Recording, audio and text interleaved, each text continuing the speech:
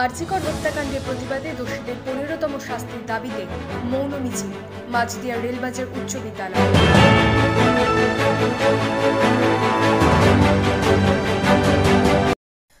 This video is for information and knowledge purpose only.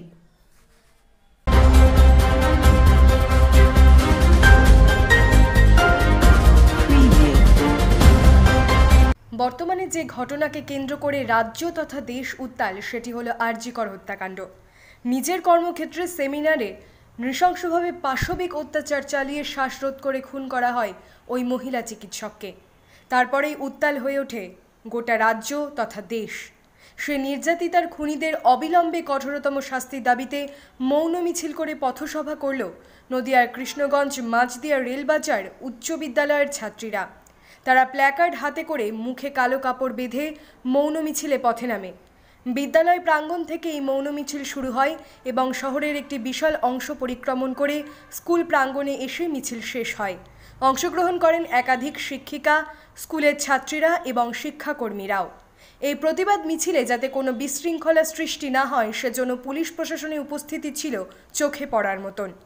এ বিষয়ে স্কুলের প্রধান শিক্ষক রতন মণ্ডল কি জানালেন আসুন শোনাবো আপনাদের।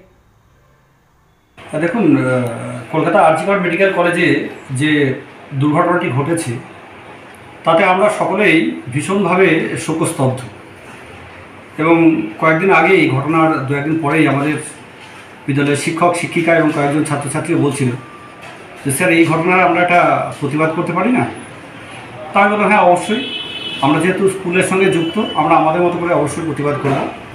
সেজন্য আমরা আলোচনা করে ঠিক করলাম আমরা একটি মৌন মিছিল করব।